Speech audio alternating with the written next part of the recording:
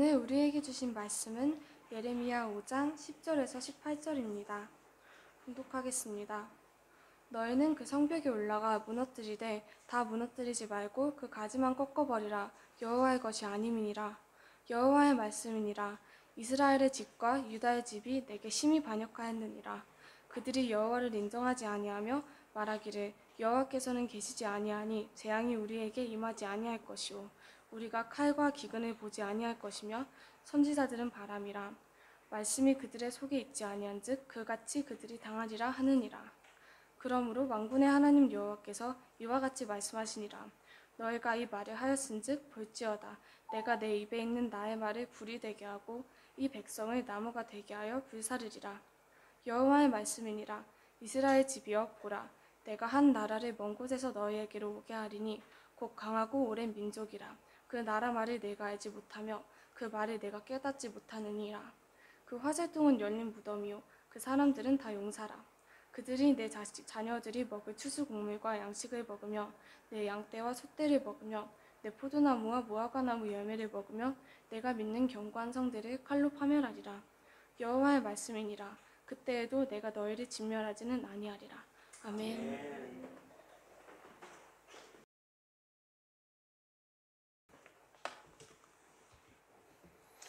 네, 저희들은 계속해서 지금 예레미야 말씀을 묵상하고 있습니다.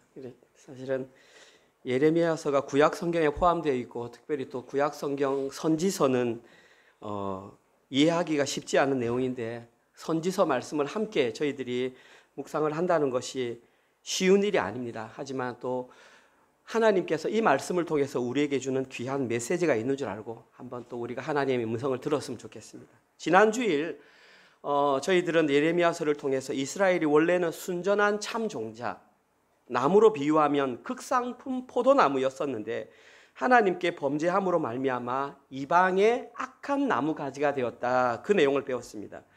이방 포도나무의 악한 가지라고 하는 것은 변질되었다, 혹은 벗어났다, 타락했다, 그런 뜻입니다. 그래서 하나님께서는 선지자들을 통해서 회개하라고 그렇게 선포를 했습니다. 그런데 그들은 회개하기는커녕 하나님을 대신할 인생의 플랜 B를 준비함으로 말미암아 하나님과 더욱더 멀어지고 말았습니다. 저는 지난 주일 이 내용을 우상숭배다 혹은 영적 간음이다 그렇게 말했습니다. 그래서 하나님께서는 지난 주일 말씀을 통해서 본격적으로 돌아오라, 너희들이 내게 돌아오라 라고 말씀하시며 회개를 요청했습니다. 무려 100번 이상 예레미야 전체를 통해서 돌아오라고 했는데 한 구절만 한번 읽어보겠습니다. 지난주 말씀 예레미야 3장 14절.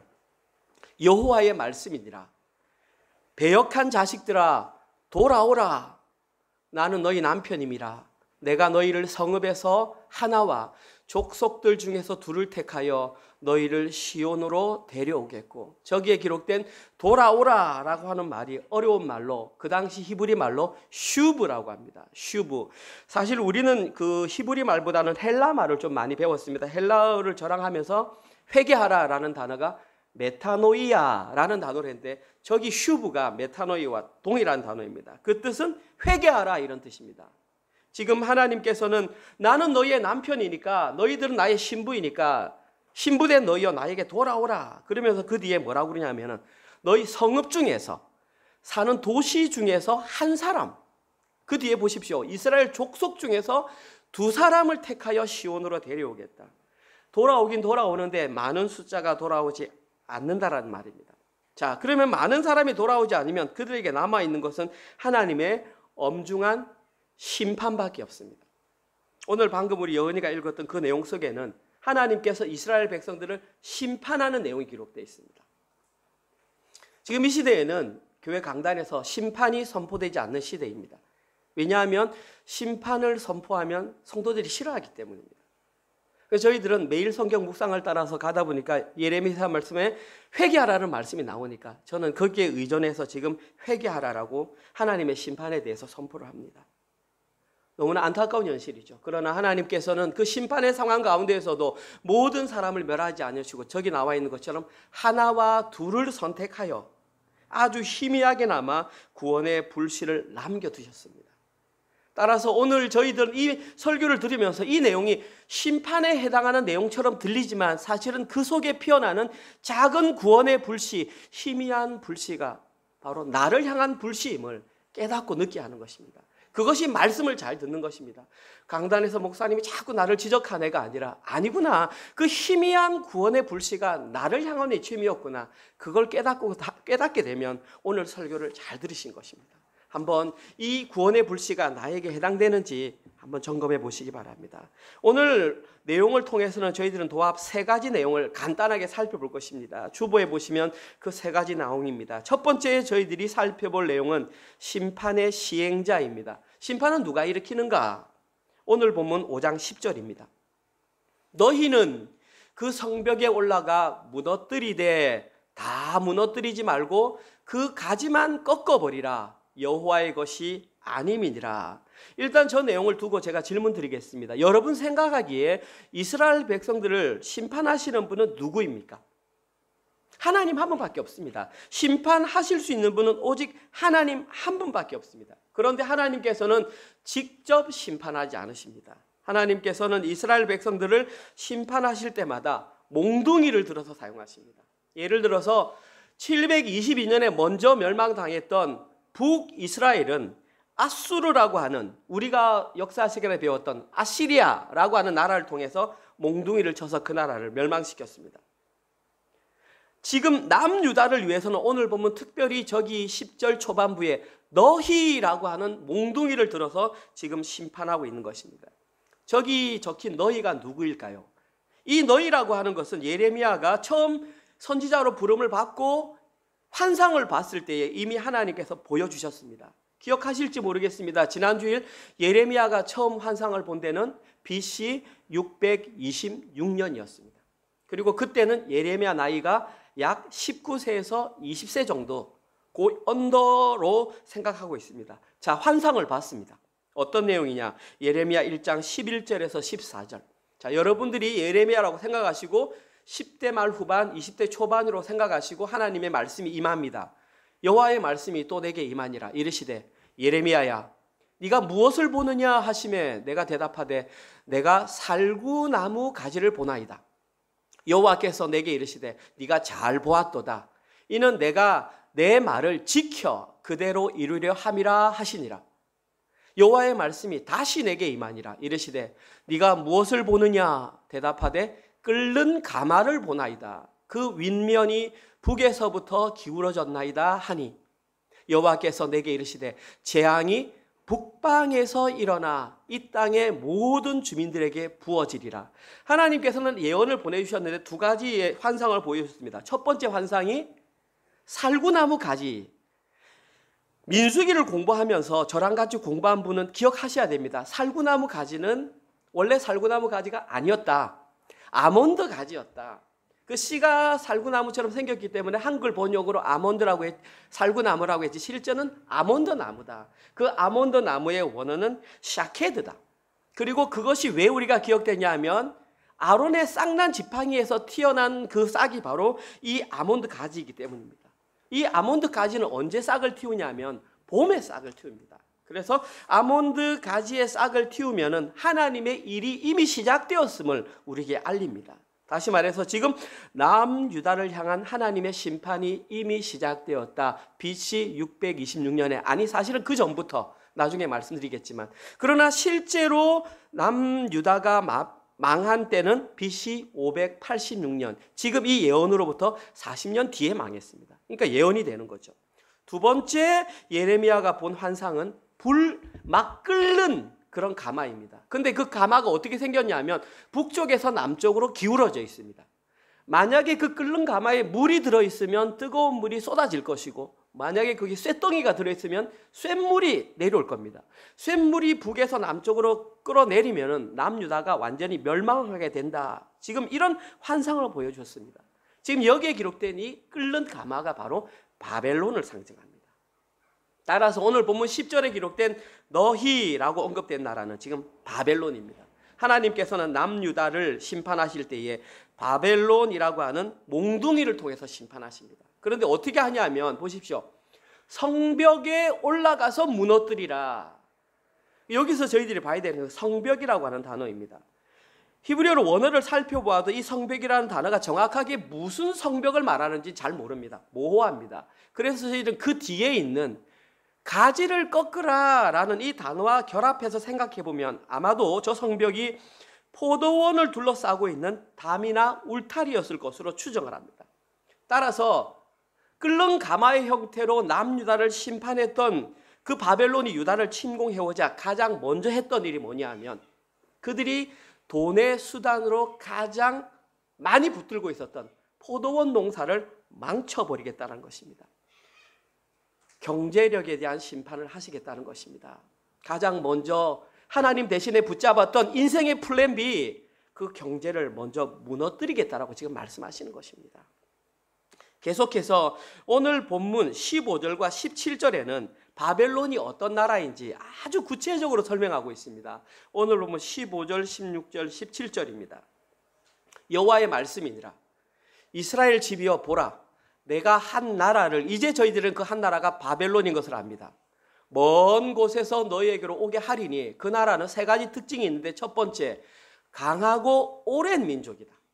두 번째 특징, 그 나라 사람들 말을 네가 알아듣지 못한다.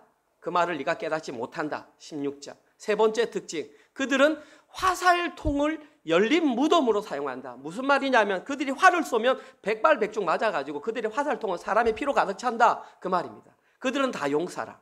결과적으로 17절에서 그들이 네 자녀들이 먹을 추수곡물과 양식을 먹으며 네 양떼와 소떼를 먹으며 네 포도나무와 무화과 나무 열매를 먹으며 네가 믿는 견고한 성들을 칼로 파멸하리라.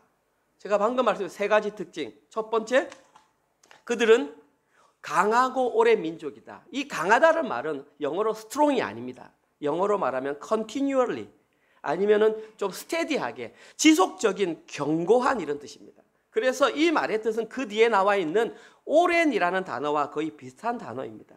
다시 말해서 실제로 바벨론은 세계 4대 문명지 발상 중에 하나인 메소포타미아 문명으로부터 그들은 이미 오랜 역사를 가진 나라였다. 이것이 의미하는 것은 남유다를 향한 몽둥이로 결정된 그것은 40년 전에 결정된 것이 아니라 이미 수천 년 전에 남유다를 향한 심판의 수단으로 그들은 동원되었다 이 말입니다. 두 번째 바벨론의 특징은 그 나라의 말을 못 알아듣는다. 왜 못 알아듣냐 하면 그 당시 세계 강대국은 바벨론이 아니라 아수르였습니다. 남유다 사람들은 아수르 말은 조금 알아듣습니다. 왜냐하면 북이스라엘이 멸망할 때 그들과 접촉을 했기 때문에. 그런데 남유다는 그 당시에 신흥 강국이었기 때문에 별로 부강한 나라가 아니었기 때문에 그 나라 말을 못 알아들었습니다. 지금 그런 말을 하고 있는 것입니다. 심판에 대한 준비를 대응할 여력이 없었다 그 말입니다. 마지막 세 번째 특징은 그들은 아주 활을 잘 다루는 민족이었습니다. 그들은 활엔 백발백중이어서 그들이 쏘는 나라들은 거의 다 무너졌다. 여기에 관한 내용이 예레미야 4장 29절에 지난주 본문에 나와 있습니다. 보십시오. 그들은 기병과 활 쏘는 자의 함성으로 말미암아 모든 성읍 사람들이 예루살렘 성읍 사람들이 도망하여 수풀에 들어가고 바위 위에 기어오르며 각 성읍이 버림을 당하여 거기 사는 사람이 없었다. 이 정도로 그들의 활은 백발백중이었다. 남유다의 군사력으로는 도저히 대응할 수 없었다 이 말입니다. 그래서 그 당시 남유다 백성들의 상황은 처참할 수밖에 없었습니다. 그 내용이 17절입니다. 한번 제가 다시 읽어보겠습니다. 얼마나 처참한지. 그들이 네 자녀들이 먹을 추수 곡물과 양식을 먹으며 자녀들이 먹을 추수 양식과 곡물을 먹는 것이 그렇게 처참할까요? 사실 저 내용은 원어를 약간 순화시킨 겁니다. 우리가 듣기에 이해하도록 약간 의역한 것입니다. 제가 원어 그대로 번역해 보겠습니다. 잘 보십시오. 그리고 그들은 너의 추수 곡물과 너의 양식을 삼킬 것이다. 그리고 그들은 너희 아들들과 딸들을 삼킬 것이다. 저기는 곡물만 먹는다고 되어 있는데 원문에는 그들의 자녀들을 잡아먹는다. 실제로 잡아먹는 것일 수도 있겠지만 그들을 포로로 잡아간다. 그런 뜻이 될 것입니다.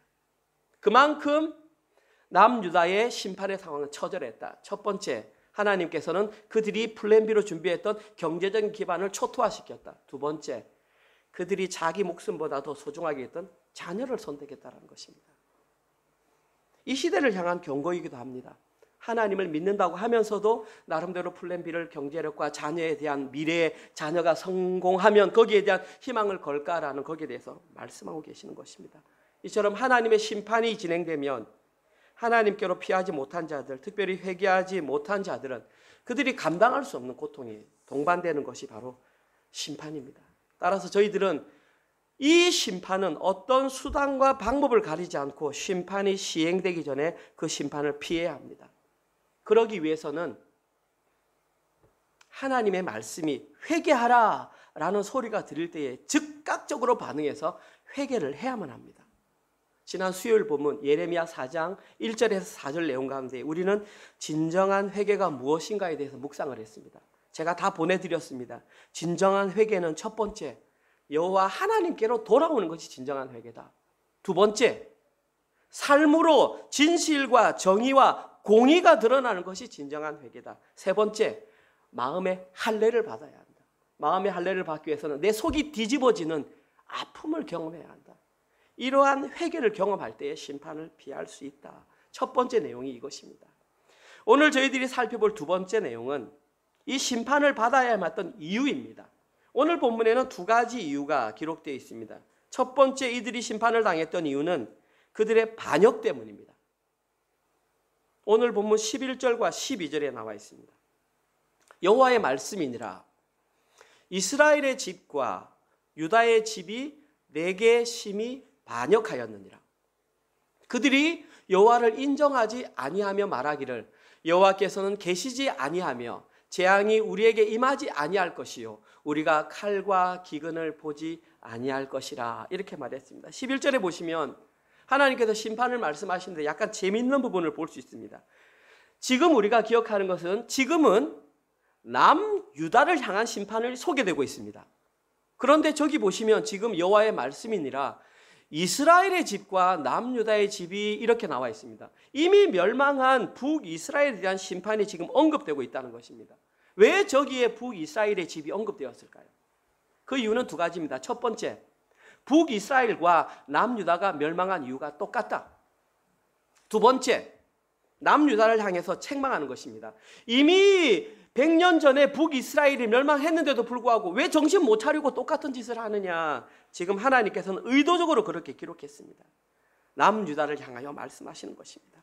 동일한 이유로 멸망했으면 너희들도 깨달아라.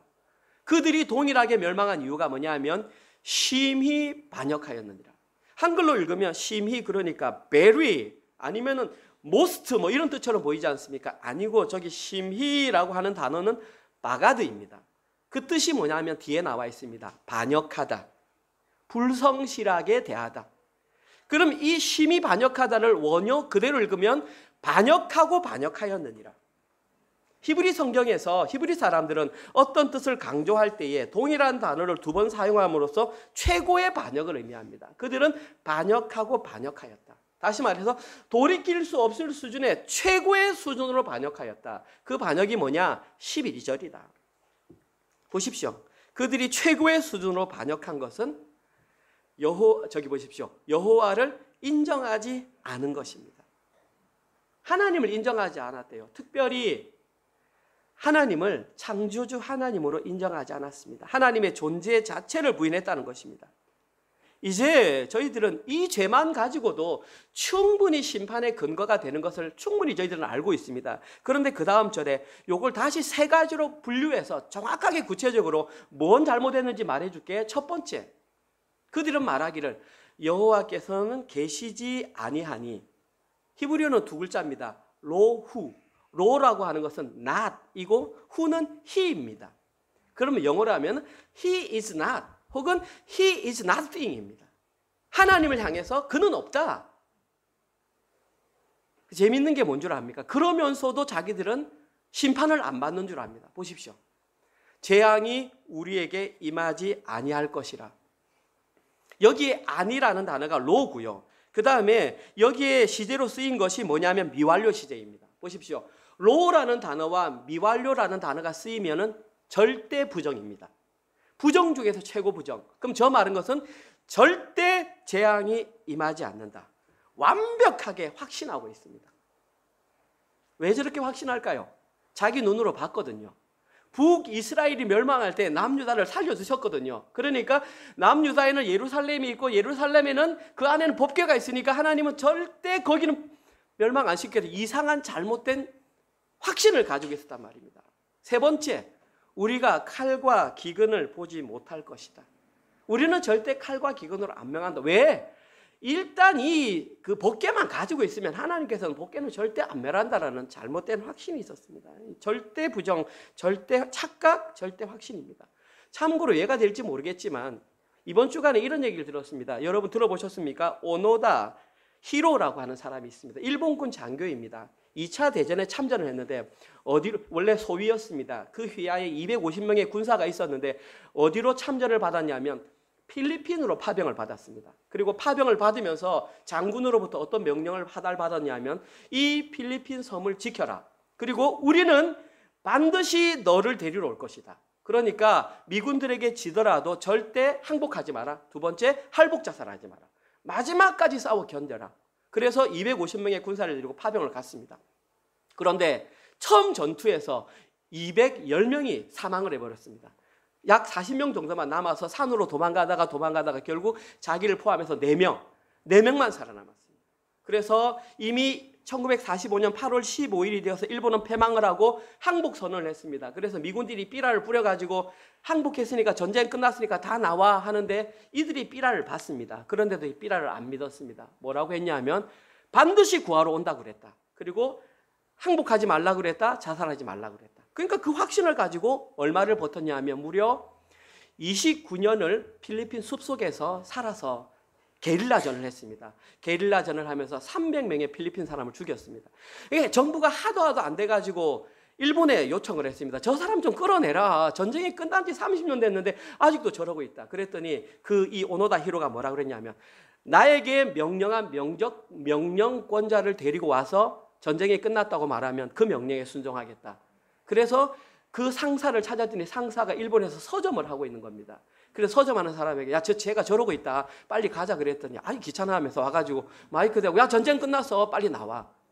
그 믿고 나오면서 뭐라고 그러냐면 나는 항복한 것이 아니라 우리 상관의 명령에 순종을 해서 나온다. 그 사람이 오노다 히로고 91세까지 살다가 브라질에 이민 갔다가 다시 일본에 와서 그렇게 죽었다고 합니다. 말도 안 되는 착각이며 말도 안 되는 확신입니다. 그런데 이스라엘 백성들이 이것보다 더 안 되는 착각을 하며 있었다는 것이 바로 남유다 백성들이라는 사실입니다.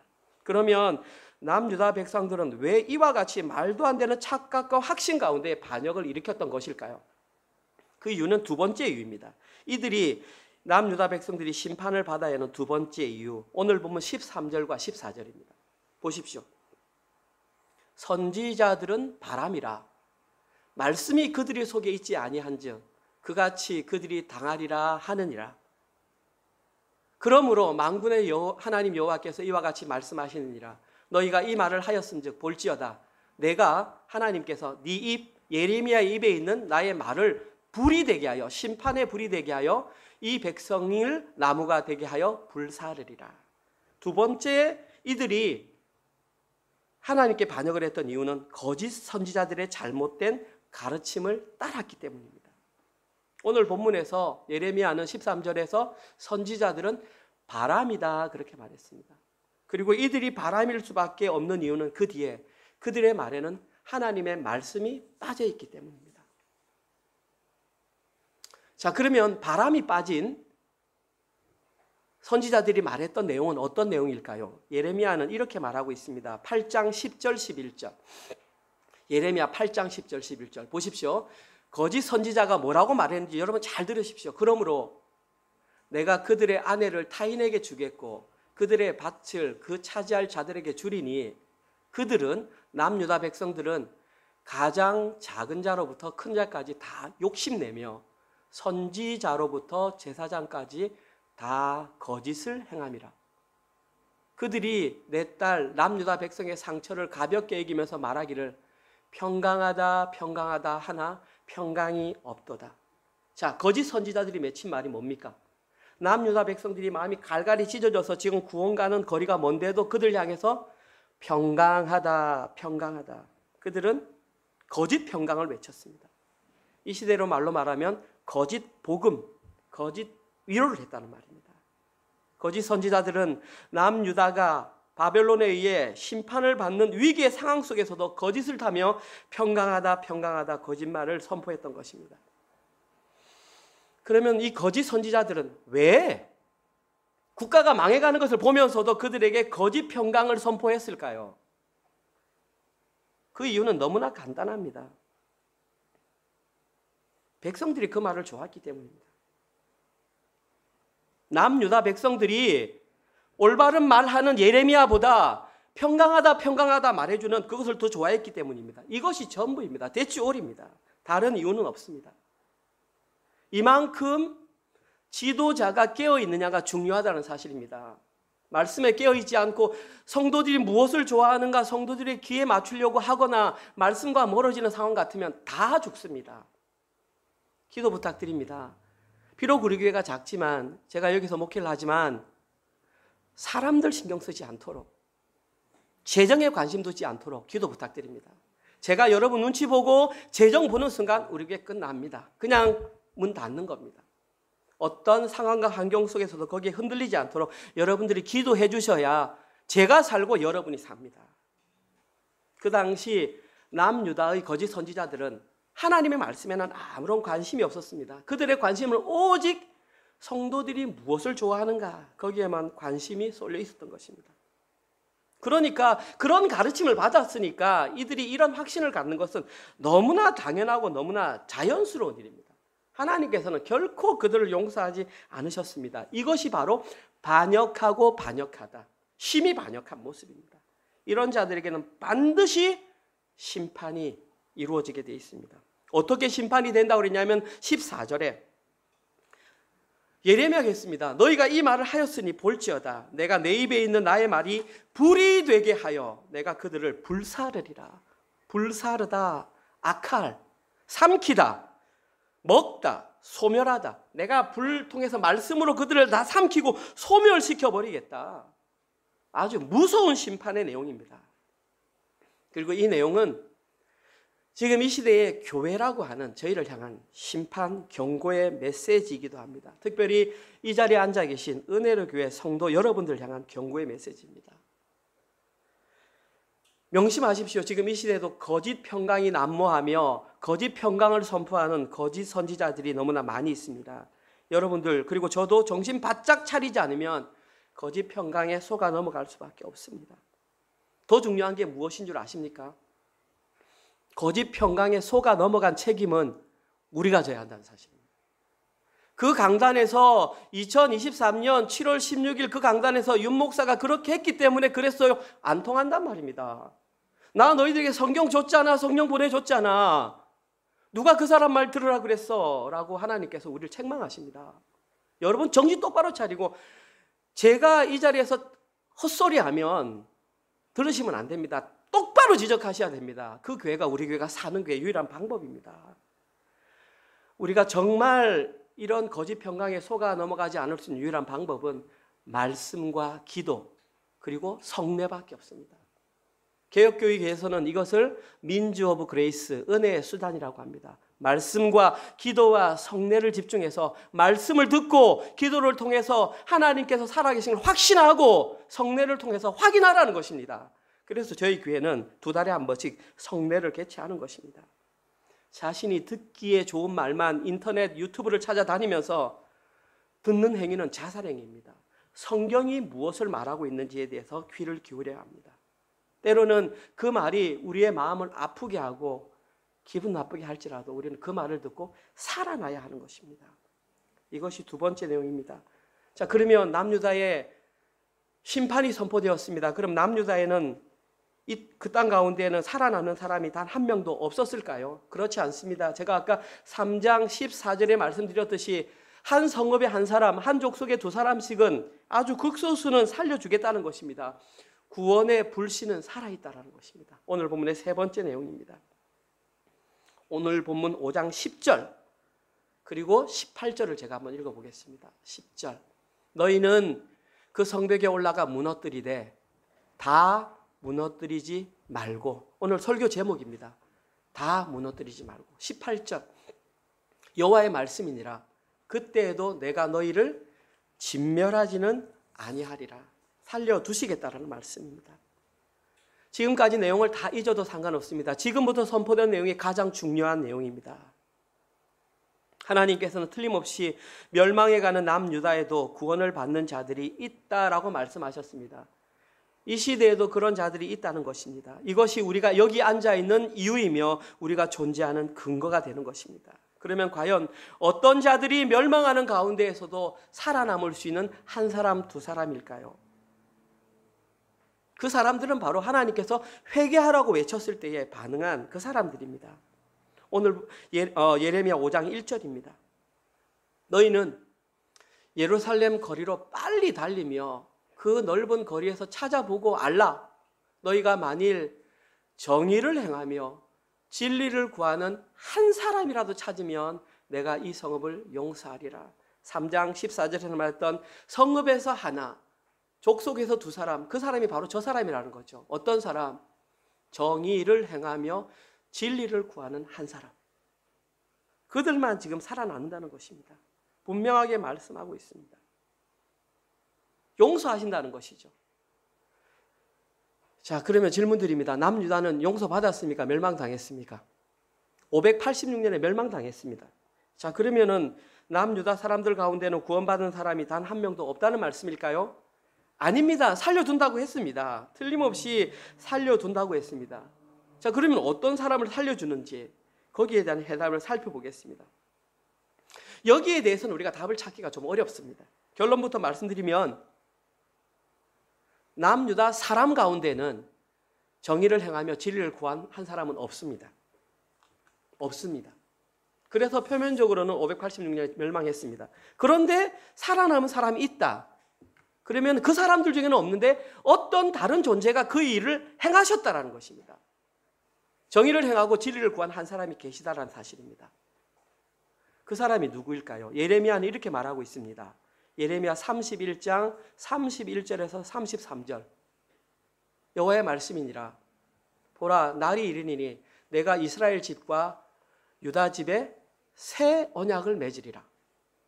이 언약은 내가 그들의 조상들의 손을 잡고 애굽 땅에서 인도하여 내던 날 출애굽 광야에서 맺은 것과 같이 아니하니 모세가 맺었던 그 옛 언약을 말합니다. 아니할 것은 내가 그들의 남편이 되었어도 그들이 내 언약, 옛 언약을 깨뜨렸음이니라. 여호와의 말씀이니라. 그러나 그날 후에 내가 이스라엘 집과 맺을 언약은 이러하니 곧 내가 나의 법을 그들의 속에 두어 그들의 마음에 기록하여 나는 그들의 하나님이 되고 그들은 내 백성이 될 것이라. 여호와의 말씀이니라. 바로 이 일을 행한 분이 계셨기 때문에 남유다에는 살아남는 자들이 있었다라는 것입니다. 이것을 우리는 다른 말로 뭐냐면 새 언약이다 그럽니다. 새 언약의 가장 큰 특징, 가장 간단하게 얘기하면 하나님께서는 자기가 선택한 백성들과 이전과 맺으셨던 완전히 다른 언약을 맺으시겠다는 것입니다. 왜냐하면 옛 언약의 대상자들이 남편을 버리고 간음을 했기 때문에 그들과는 언약 관계가 파괴되었다는 것입니다. 그런데 하나님께서는 새 언약을 주시는데 아주 독특한 특징을 주십니다. 그 특징이 뭐냐 하면 내 백성들의 속, 그들의 마음에 그것을 기록하겠다는 것입니다. 새 언약을 자기 자신의 백성의 마음속에 기록하겠다. 이것이 무슨 말이냐 하면 돌비에다가 기록하니까 못 지킨단 말입니다. 그러니까 마음속에다 꽉 지켜서 이제는 지키게 하겠다는 겁니다. 그리고 혹시 그 사람이 실수해도 그 사람의 행동과 상관없이 그것이 변개되지 않도록 해주겠다는 것입니다. 어떻게? 성령을 통해서 그 속에 마음속에 심어주시겠다는 것입니다. 그래서 그 사람이 잘못해도 이미 누군가가 그 사람을 위해서 그 대가를 다 치러주겠다는 것입니다. 그래야만 그 대상자가 연약해서 그 약속을 못 지켜도 그 속에 있는 그 존재가 그것을 지켰기 때문에 지킨 것으로 인정해 주겠다라는 새 언약인 것입니다. 따라서 이 언약은 절대 취소될 수가 없습니다. 그렇게 자기 백성을 위해서 친히 죽음이라는 대가를 치르신 그분이 바로 예수 그리스도입니다. 여러분, 구약 성경 선지자인 이 예레미야서에서 십자가 복음을 선포하고 있다는 사실입니다. 성령님이 우리의 마음속에 들어오셔서 예수 그리스도의 그 십자가 복음을 알게 하시고, 이것이 우리가 살아가는 이유요, 우리가 존재하는 이유입니다. 아, 나 목사님 저 내용 이해했어. 그것이 끝이 아니라는 사실입니다. 많은 사람들이 거기에 속는단 말입니다. 나 알았으니까 나 구원받았어, 이제 내 마음대로 살 거야가 아니라, 그 속에 심겨진 사람은 자기 마음대로 못 산다니까요. 그때부터는 이 속에 있는 사람대로 산다니까요. 이것이 예수의 삶을 살아내는 거잖아요. 이것이 진정한 십자가 복음입니다. 원래 예수님은 하나님이셨습니다. 그런데 죄 많은 인간의 몸을 입고 이 땅에 오셔서 인간들을 위해서 십자가에 달려 돌아가셨습니다. 지금 예레미야 31장 31절에서 33절은 그 십자가 복음, 그것을 설명하고 있습니다. 비록 남유다 사람 가운데에 정의를 행하고 진리를 구하는 사람은 발견하지 못했기 때문에 남유다는 멸망하고 말았지만, 이제 우리는 길이요 진리요 생명 되신 그 예수님이 우리의 마음속에 살아계시기 때문에 우리에겐 더 이상 그런 심판이 없다라는 것입니다. 이것이 우리에게 주어진 기쁜 소식, 복음인 것입니다. 저희들은 그 복음을 안자답게 이제 살면 되는 것입니다. 오늘 설교를 마무리하겠습니다. 하나님께서는 바벨론이라고 하는 그 몽둥이를 통해서 남유다 백성을 심판하셨습니다. 그러나 하나님께서는 그 심판의 상황 가운데에서도 자기의 선택된 백성 한두 사람을 솎아내서 다 무너뜨리지 아니고 그들을 구원해 주셨습니다. 그리고 이것은 새 언약 예수 그리스도의 십자가 복음을 마음에 새긴 자라고 말씀드렸습니다. 중요한 사실은 그 마음속에 십자가 복음이 새겨진 그 사람도 외형적인 모습이나 원래는 남유다 백성들과 다를 것이 전혀 없는 사람이었다는 사실. 우리가 구원받은 것은 전적인 하나님의 은혜로 구원받은 것입니다. 우리의 행위는 단 1%도 포함되지 않았습니다. 다시 말씀드리지만 그 십자가 복음이 내 속에 살아있는 사람은 이제 그 십자가 복음을 자신의 삶을 통해서 살아내야 됩니다. 저는 한 가지만 말씀드리고 싶어요. 첫 번째, 아까 이스라엘 백성들이 반역하고 반역했던 것이 뭐냐면 하나님의 존재를 부정했잖아요. 저는 그것을 그들이 창조주 하나님을 잊은 거라고 그랬잖아요. 그러면 이 마음속에 붙들고 사는 사람이 나타내야 할 첫 번째 특징이 창조주 하나님을 기억하는 것입니다. 창조주 하나님을 기억한다는 것은 반대로 말하면 나는 피조물임을 기억한다는 것이죠. 피조물은 전적으로 하나님께 순종하며 의지하는 자입니다. 하나님께서는 이것 때문에 우리에게 예수님을 통해서 너희들이 어린아이와 같지 아니하면 천국에 가지 못한다라는 말씀을 해주셨어요. 예를 들어볼까요? 갓난 아이, 어린아이, 우리 저기 우영이하고 우리 주아가 있는데 우리 아이들이 내가 뭔가를 알게 되었어. 그러니까 아버지를 의지하지 않고 그 아이가 내 스스로의 플랜 B를 준비했어. 그럼 아빠가 그것을 보고 야, 기특하다, 너가 나를 생각한다, 그렇게 말하겠습니까? 넌 그럴 필요 없어, 그래봤자 준비해도 안 되고 그것은 너가 할 수 있는 영역이 아니야 라고 말해주는 것이 올바른 관계입니다.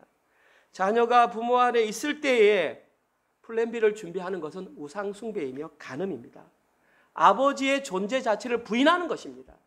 그런데 우리는 그것이 인생을 잘 산다고 지금까지 속임수에 속아봤고 그것을 추구하는 것을 칭찬해 주었던 삶을 살았습니다.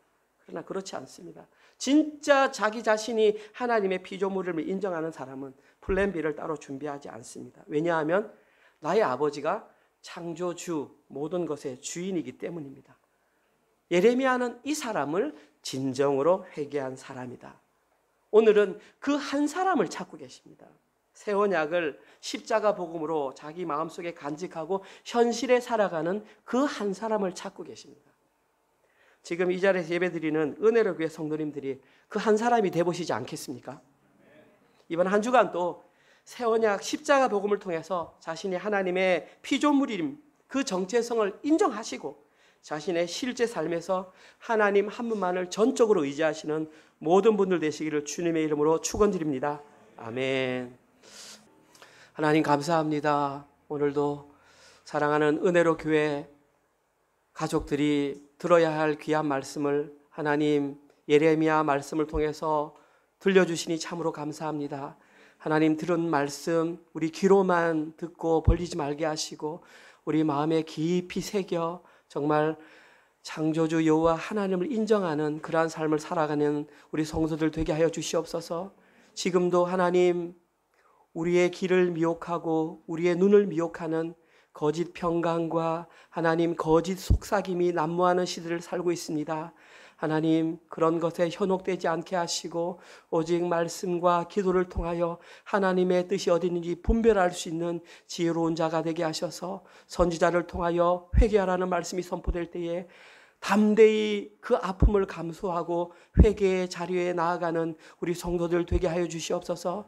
하나님께서 찾으시는 그 한 사람이 바로 우리가 되게 하시고 어른된 우리가 그 삶을 잘 살아낼 때에 사랑하는 우리의 자녀들이 우리의 뒷모습을 보고 그 길을 걸어가는 것을 확신하고 입으로만 믿는 것이 아니라 삶으로 진짜 잘 살아내는 우리 어른 성도들 될 수 있도록 축복하여 주시옵소서. 뿐만 아니라 우리의 청년들과 우리의 자녀들이 우리가 살아가는 그 길을 보고 함께 잘 걸어가서 정말 하나님께서 이 땅 가운데에 왜 은혜로 교회를 세워주셨는지 그 뜻을 확인하는 저희들 되게 하여 주시옵소서. 그러한 마음으로 한 주일 동안 열심히 일해서 벌어들였던 물질을 하나님께 11조와 주정헌금과 감사헌금으로 올려드렸습니다. 특별히 우리 사랑하는 하이리를 위하여 하나님 우리가 식사 한 끼 두 끼를 금식하며 하나님 헌금으로 올려드렸습니다.